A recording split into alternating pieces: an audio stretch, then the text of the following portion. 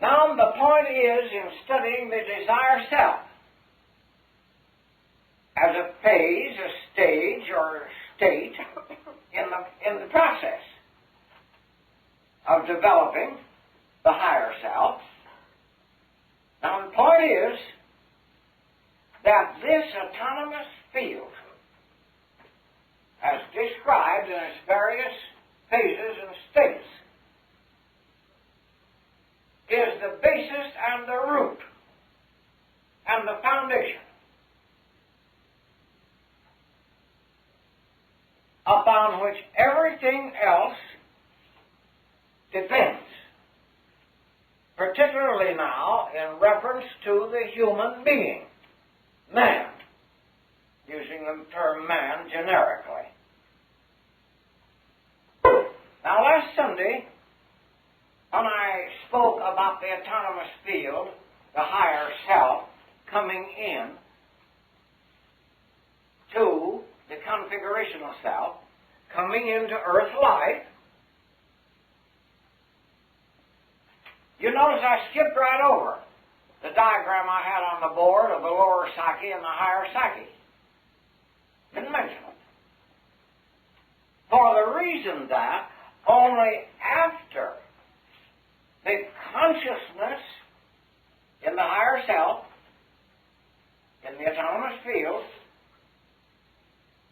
takes on, contacts its new configurational self, its new body, then it begins to develop its psychic nature.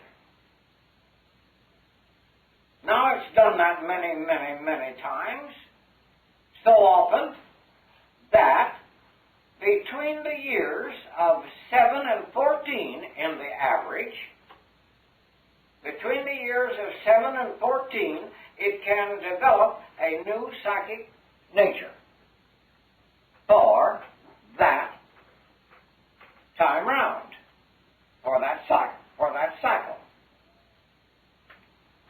Note, the first thing is feeling. Developed out of sensations. Now we can say feelings, sensations, objects of desire, animalized gratifications, and creature comforts. Briefly. We could expand that, and make a long list of them. I just wanted you to catch that little breakdown of what we mean by the desire self. Now, there's two ways to describe it, the desire self. One is the way it appears to a given person. It began with everyone out of the configurational self in the sense faculties until one began to be conscious that certain sensations, now sensuous receptivities, certain sensations gave a pleasant feeling, and certain other sensations gave an inharmonious feeling.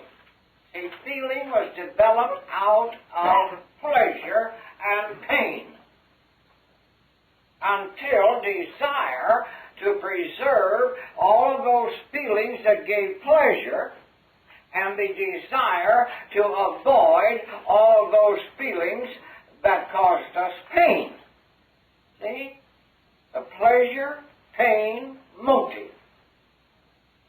And out of the pleasure, pain, motive, developed distinct desires for feelings, preserving feelings, for sensations, for objects of desire, and animalized gratifications. And you're all 21 years of old here, and I don't have to pull that one's ears and stroke it too much. Animalized gratifications, why, some, live to eat. Animalized gratifications. Others eat out of necessity in order to live. And you get a little difference there in desiring. Now, do not do not berate or discredit desire. Perhaps you have read somewhere, I have, that you must kill out desire. All desire, you must kill it. I don't go along with that doctrine for 1 minute. For 1 minute. And I'll tell you why I do not go along with it. But for 1 minute, I don't go along with the idea of killing out desire.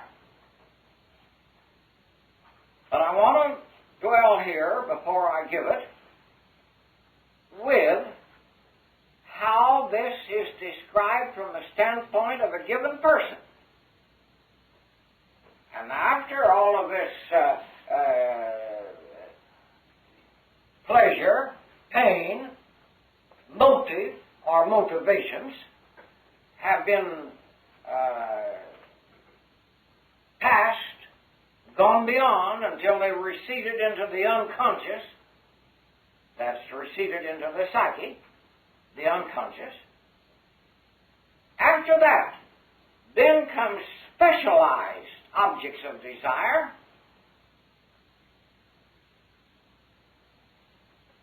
all the way from a nice home and nice furniture and nice appointments to a nice sweetheart, to a lovey-dovey home and children. All right, don't kill it out.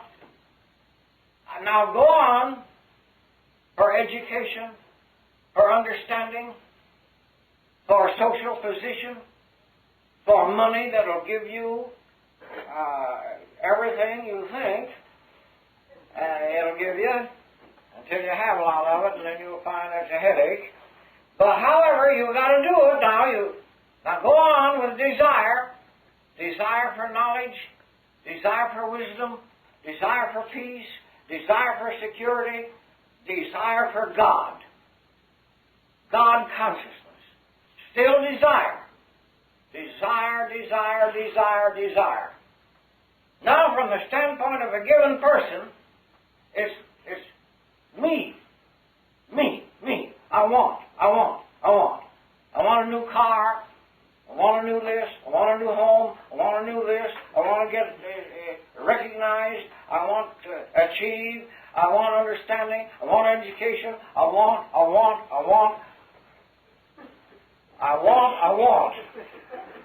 Now watch. Now that's from the standpoint of a given person. Me, I want. Now turn it around and remember, everything has its root. Everything has its root in the autonomous field. Everything. Now allow me to reiterate, even though I embarrass myself, that autonomous field is called the higher self. It is the power to be conscious, becoming conscious of itself. The higher self is the power to be conscious, becoming conscious of itself, free from all identifications. Now, from the standpoint of the power to be conscious and how it is struggling to get out of nature and control and rule her instead of being dominated by her, now, the power to be conscious utilizes desire as the drive for it to accomplish its own purpose.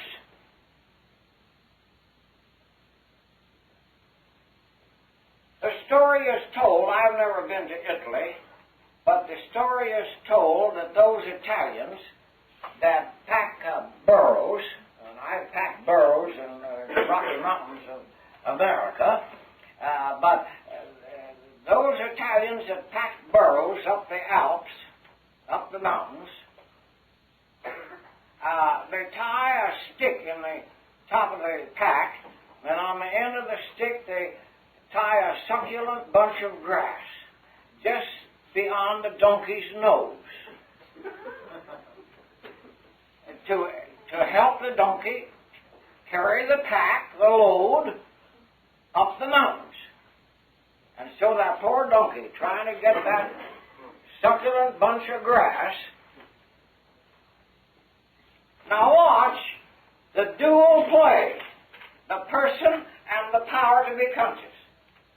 The power to be conscious wants to get the load up the hill, out of nature. Wants to be born of mother. Wants to be resurrected. Out of the tomb, out of the womb, out of the ovum. Tomb and womb are both symbols of the same thing.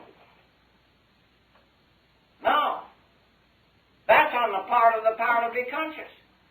The object of desire is a succulent bunch of grass. The person thinks he's going to get. But the power gets the load up the hill. That's the way it works. Now hold everything and you can prove it. You can prove it right where you sit. You can prove it. Go back 10 years. Remember how ardent you were to get something. Now think of one thing you wanted 10 years ago, and oh boy, you thought that you couldn't live unless you got it. You just, strain everything. Now you got it. Did you get peace? Did you get happiness? Did you get joy? I want you to prove it now. Oh, if I could get this or that. Now you got it. What did you get? I'm going to tell you with no exception.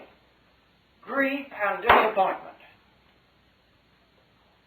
Am I proving it or am I not? Are you proving it or are you not? Grief and disappointment.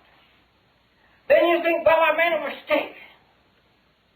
I'll try it again. The same object now of desire. And you go after it again. And you get it. Well, did you get rest and peace and happiness? Or did you get stomach ulcers? See the strain, that develops that ulcer business? Tension over this and that, until you have all sorts of maladjustments, and you go to the laundry, the doctors. You get it straightened out. I trust you doctors didn't take offense. That's why I accuse you of running laundries. Washing these clothes, You see what I'm getting at? Many a man breaks himself all up trying to get it.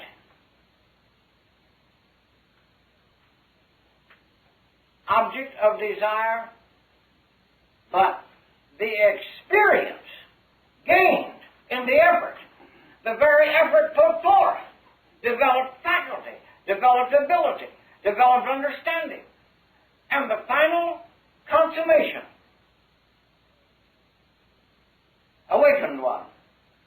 Little, then a little more, then a little more, then a little more, until by and by we pass beyond having to have the succulent bunch of grass tied just beyond the nose.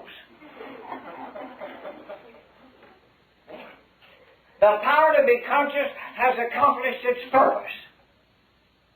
Don't kill out desire. Brown it on both sides. See what I mean? Brown it on both sides. And don't turn your back on it. I'm not disparaging it. For one moment, it serves a marvelous purpose. It is the drive for that marvelous, incomprehensible light and power self to develop itself. And so it puts forth the lure, Until by and by, we turn around and begin to examine all these lures. What for? What's all this strain and effort? What for?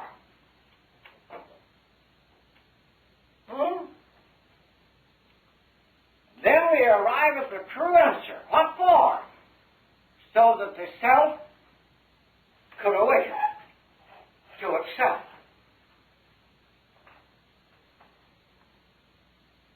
And the purpose of desire is fulfilled.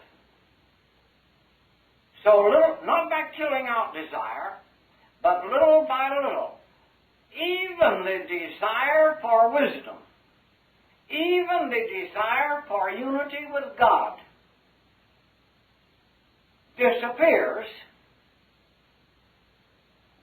in its actuality. And its actuality is desirelessness. No desire, but being. The being. The being. The immortal being is desireless. Because it is. Therefore, it doesn't want. It is all in all. It is all things unto all men. It is eternal and everlasting. Because it is, it desires nothing and becomes completely self-contained, self-sufficient, self-luminous, like a self-rolling wheel, individualized in its own consciousness of itself, free and emancipated. So go back now. Don't disparage desire. Pour it on. The quicker you get through it. Get all the experience possible out of it. But never turn against it. Never leave it. Let it leave you. When all desires are exhausted, it'll leave you. Now, this is the attitude that we have in our school toward that desire. And we never try to kill it. Kill out desire. That's just the same thing to me as saying, stop growth. Stop individualizing. Stop development. When the whole cosmic process is behind the individualizing process in every one. And impossible to stop. So it's impossible to stop desiring until its purpose has been accomplished. We've carried the load of awakening, the load of emancipation from nature. We've carried the load up the hill. Therefore, desire serves no more purpose. We have arrived. I thank you. Oh, yes, I forgot. Place your feet on the floor. Hands in your lap, palms up. And now, may the peace and power which passeth all understanding hold us and keep us in the love of the Christed consciousness while we are seemingly separated one from another. I thank you.